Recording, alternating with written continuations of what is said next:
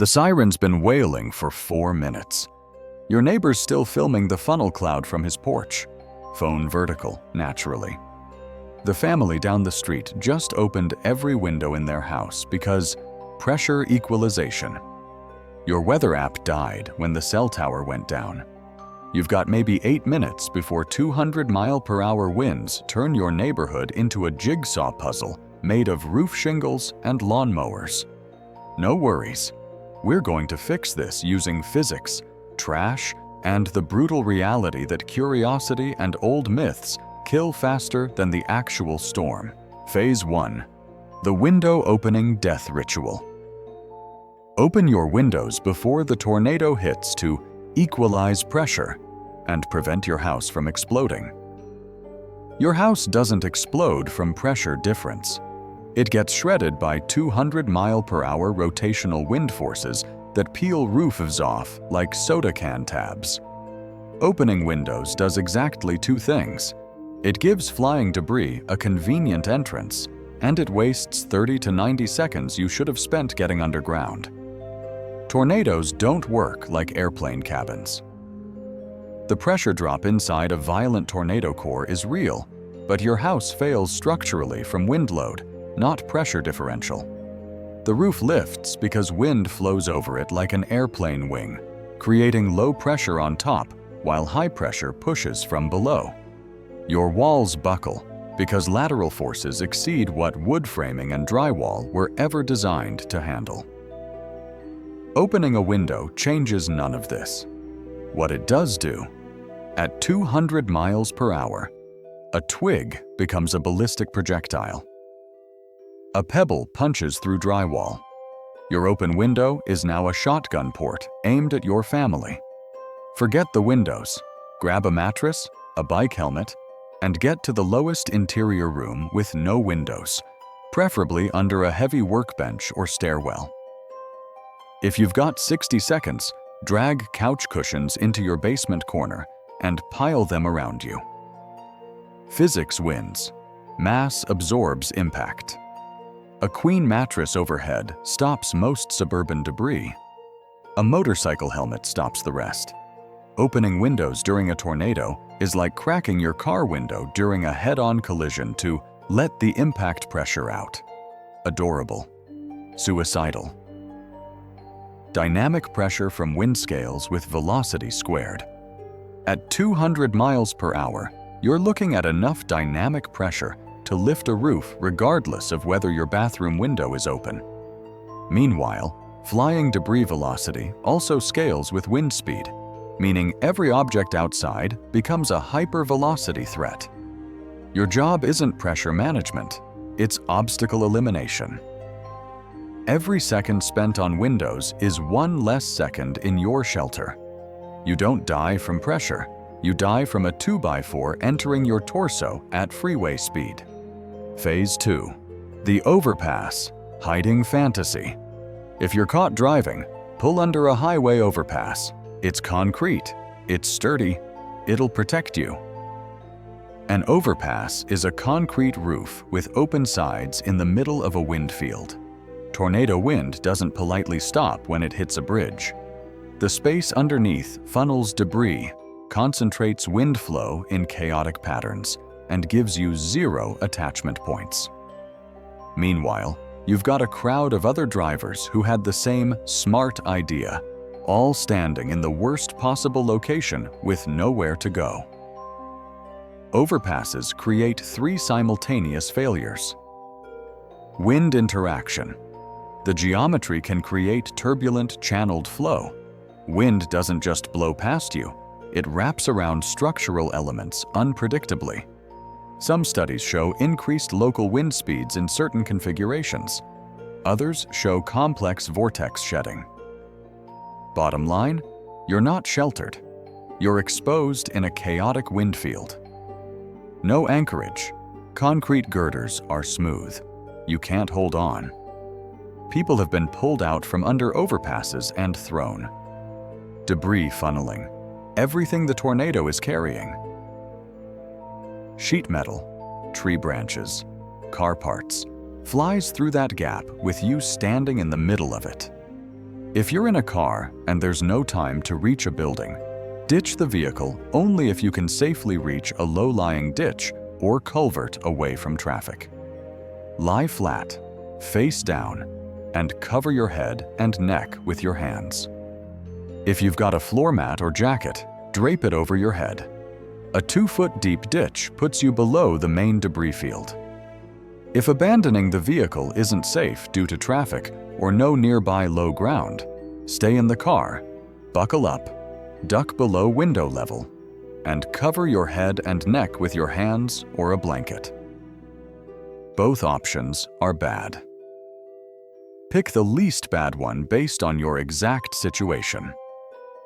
Hiding under an overpass during a tornado is like standing in a jet engine intake because at least there's shade. When wind encounters obstacles like bridges, flow patterns become complex and unpredictable. The confined space doesn't create a calm zone. It creates turbulence and channels debris. The National Weather Service explicitly warns against overpass sheltering. The concrete protects you from nothing. The exposure kills you. Wind chaos, maximum. Grip strength, inadequate. Debris density, lethal. Time to regret, 3 seconds. Phase 3, the "let me just watch it" impulse. I'll stand by the window for a second to see where it's going. Then I'll take cover. Glass can shatter before you register the funnel's position. Windows fail in high winds, and when they do, you've got airborne shards in your living room. Tornadoes also don't move in straight lines. They wobble. They double back.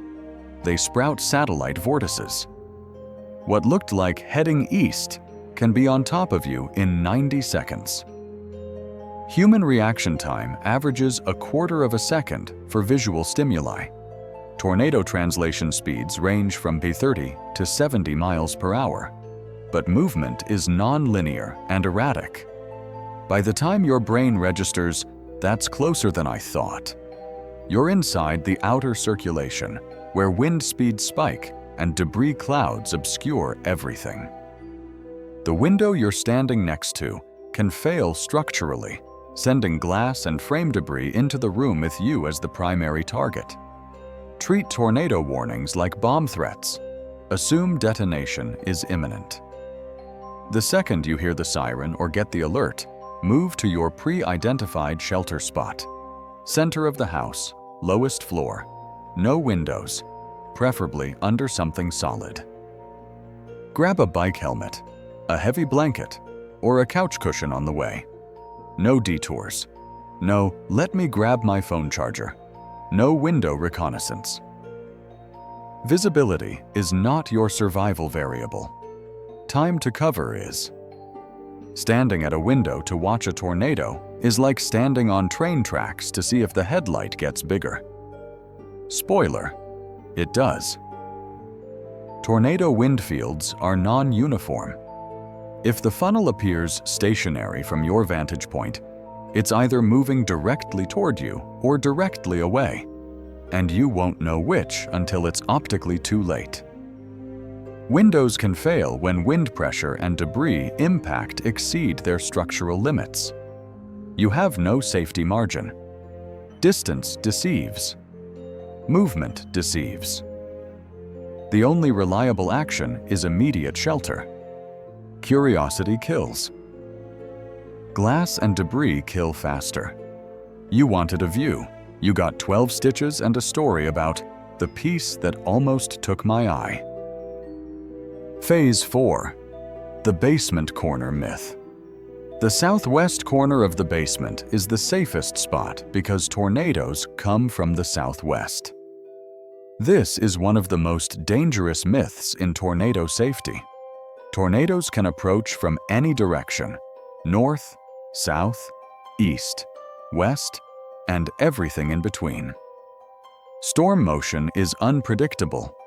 Wind flow inside a tornado is chaotic and multidirectional. There is no safe compass direction in a basement. Picking a corner based on cardinal directions is gambling with your life using bad math. The southwest corner myth comes from outdated assumptions about storm tracks in the Great Plains. But tornadoes don't follow neat geographical rules.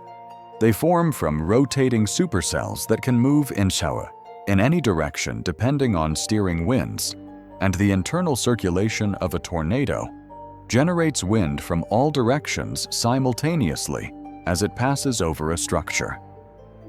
When your house collapses, debris falls based on structural load paths, how the framing was built, where the supports are, and which walls fail first, not based on compass bearings. If you're in a corner with exterior walls or windows, you're in the failure zone regardless of direction. Get to the most interior location on the lowest floor, away from all exterior walls and windows. Ideal spots: under a staircase, under a heavy workbench, in a center hallway, or next to interior support columns. These are structural elements anchored to the foundation that stay vertical even when the house above disintegrates. Cover your head and neck with a mattress, sleeping bag, or couch cushions. Stack mass above you. Avoid exterior walls. Avoid windows. Avoid guessing compass directions. Follow structure, not mythology. Picking a basement corner based on storm direction is like choosing which side of a grenade to stand on, because explosions usually go that way. The Storm Prediction Center and National Weather Service explicitly debunk the corner myth. Tornado wind fields rotate, meaning wind hits from all sides as the vortex passes. Structural failure depends on building design, fastener strength, and load distribution, not geography.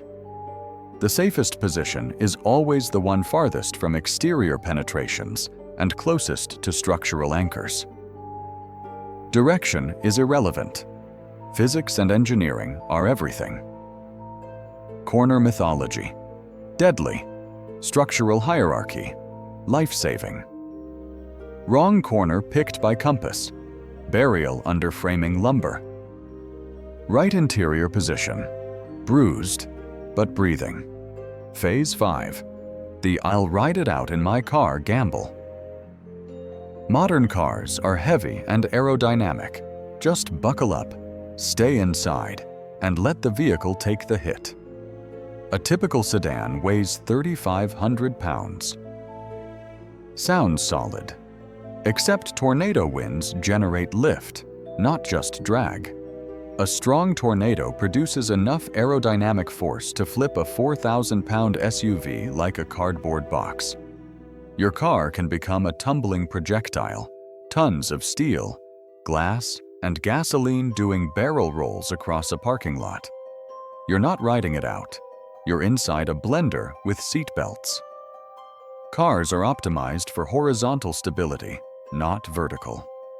Tornado winds hit from multiple angles simultaneously: horizontal gusts, vertical updrafts, rotational shear.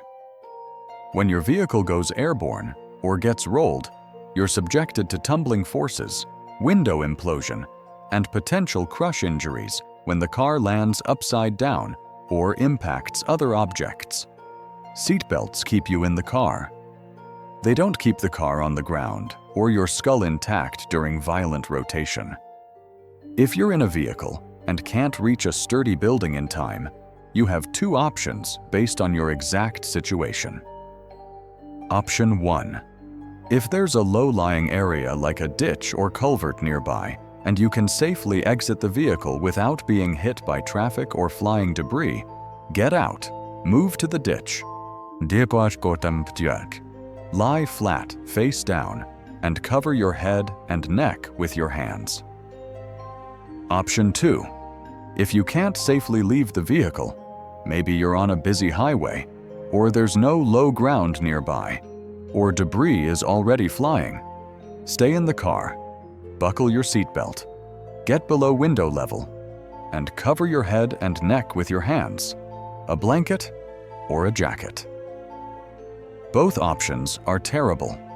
Pick whichever is less likely to kill you in the next 60 seconds. Staying in your car during a tornado is like strapping into a roller coaster designed by entropy and piloted by wind shear. No brakes, no track. Just regret.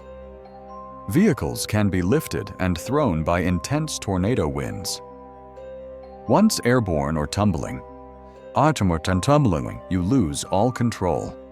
Inside, you're subjected to impact forces, flying glass, and structural deformation. The CDC and National Weather Service provide clear guidance. Get to a sturdy shelter if possible. If not, evaluate whether staying low in the vehicle or lying in a ditch away from the car is safer based on immediate conditions: traffic, debris field, terrain. There's no one-size-fits-all answer. There's only the least bad choice in a bad situation. Car as tornado shelter. Terrible idea. Car as temporary last resort cover while low and protected. Still terrible, but sometimes the only option. Ditch nearby and reachable. Probably better. Decision time: 10 seconds. Maximum. Phase 6. The psychological warfare phase. The "I'll wait until I see it." Freeze. Tornado warnings are always false alarms in my area. I'll take cover when I actually see the funnel. Tornadoes at night are invisible until they're on top of you.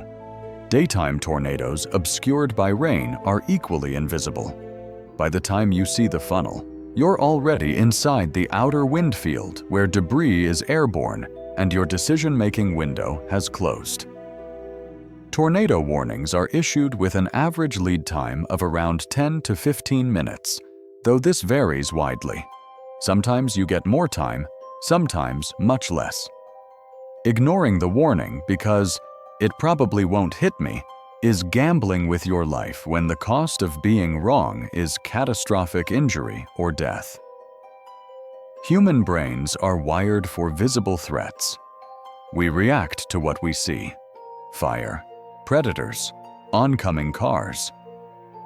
Tornadoes exploit this cognitive gap. Most people underestimate translation speed, debris field radius, and their own psychological response under acute stress. You think you'll snap into action. Statistically, you'll stand there calculating odds while the window to act closes. Decision paralysis kills. Visible confirmation comes too late. Pre-commit to the warning. Treat every tornado warning like a fire alarm in a hospital. Assume it's real. Move immediately. Sort out false alarms after you're in shelter. Set a mental tripwire. Siren sounds or phone alert equals instant movement to your pre-identified safe spot. No negotiation. Keep a small bag in your shelter zone with a flashlight, battery radio, bike helmet, and work gloves. Decision fatigue kills. Automation survives. Waiting to see the tornado before taking cover is like waiting to feel the bullet before you duck. Reaction time is not your friend when the threat moves at freeway speed. Tornado warnings do have a significant false alarm ratio, historically over 50%, varying by year and region. That means many warnings don't result in a tornado at your exact location, but it also means many do. The lead time average hovers around 10 to 15 minutes, though some warnings give much less time and others more. Over years of living in tornado-prone areas, refusing to take cover on warnings gives you cumulative risk exposure that's statistically unacceptable. Meanwhile, the cost of sheltering during a false alarm is 15 to 30 minutes of inconvenience. The cost of ignoring a real warning is permanent. False alarm, mild annoyance, intact roof. Real tornado ignored. You're a statistic with a name, a photo, and a very short obituary that includes the phrase, "did not take shelter in time." Phase 7. The Mobile Home. I'll just brace myself delusion. If you live in a mobile home, you can ride out the tornado by wedging yourself in the bathroom or holding on to the plumbing. Mobile homes are engineered to be transported, not to resist extreme wind loads. They're lightweight structures with minimal anchoring to the ground. When a strong tornado hits, mobile homes don't just get damaged, they get destroyed. Walls separate, roofs peel off. The entire structure can disintegrate or flip. What's left is a collapsing frame with you still inside, holding onto a toilet that's no longer bolted to anything. Residents of mobile homes are 15 to 20 times more likely to be killed in a tornado compared to people in permanent structures, even though mobile homes make up a small percentage of housing. Mobile homes account for a disproportionately high percentage of tornado fatalities. The construction simply isn't designed for this. There's no continuous structural load path from roof to foundation. The frame is lightweight. The exterior skin provides zero redundancy. Tie-downs and anchors are meant for transport stability and moderate weather, not 150-mile-per-hour rotational winds. Even if you brace against interior framing or plumbing, you're bracing against a structure that's already failing. The pipe you're gripping is about to separate from everything else. You're not anchored. You're attached to debris. Evacuate immediately when a tornado warning is issued. If you live in a mobile home, your only move is to leave and reach a permanent structure or underground shelter. Options in descending order of preference. Community storm shelter. Many mobile home parks have them. Know where yours is before storm season starts. Nearby brick or concrete building, a neighbor's house, community center, or sturdy public building with interior rooms. If you're completely out of time and there's no structure within safe reach, a roadside ditch or culvert is still safer than staying inside the mobile home. Do not remain inside a mobile home once a warning is active. The structure is a trap, not a shield. Grab a flashlight, a jacket, and move. No packing, no, just one more thing. The mobile home's fate is already decided by physics. Decide yours differently. Sheltering in a mobile home during a tornado is like hiding inside a cardboard box during a grenade blast because, at least I'm not standing in the open. Technically true. Effectively irrelevant. Mobile homes present large surface areas with minimal structural resistance. Wind loads on the exterior overwhelm the anchoring and framing systems designed for much lower forces. The statistics are clear. Mobile home residents face drastically higher fatality rates in tornadoes. The National Weather Service explicitly advises leaving mobile homes and seeking sturdier shelter or low ground when warnings are issued. There's no scenario where staying inside improves your odds. Mobile home structural integrity in a strong tornado, 0. Your odds if you stay, catastrophically low, with severe injury almost guaranteed if you survive.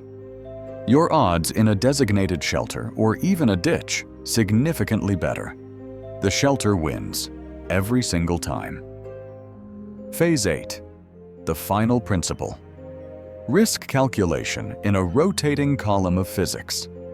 Here's what every phase has in common. Tornadoes don't kill with malice, they kill with math.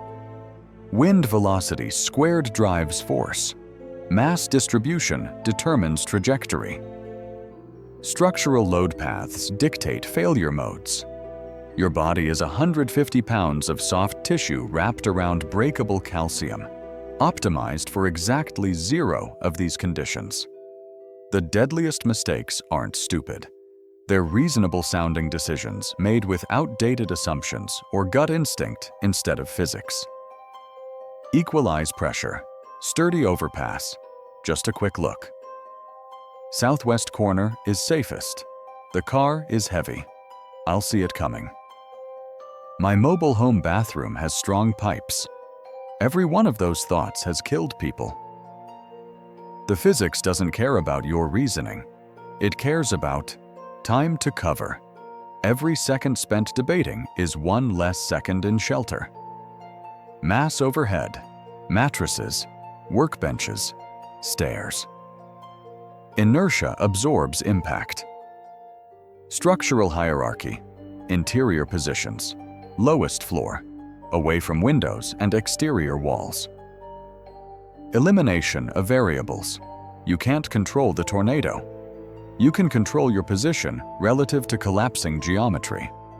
Tornado warnings exist because radar can see rotation before you can. Lead time exists because meteorologists calculated the math for you. Storm shelters exist because engineers know exactly how structures fail. Mobile home evacuation protocols exist because the mortality data doesn't lie. The system hands you survival advantages measured in minutes and meters. Your job is to not waste them on myths, curiosity, or the gambler's fallacy that it won't hit here. You're not trying to be invincible, just harder to kill than the environment around you.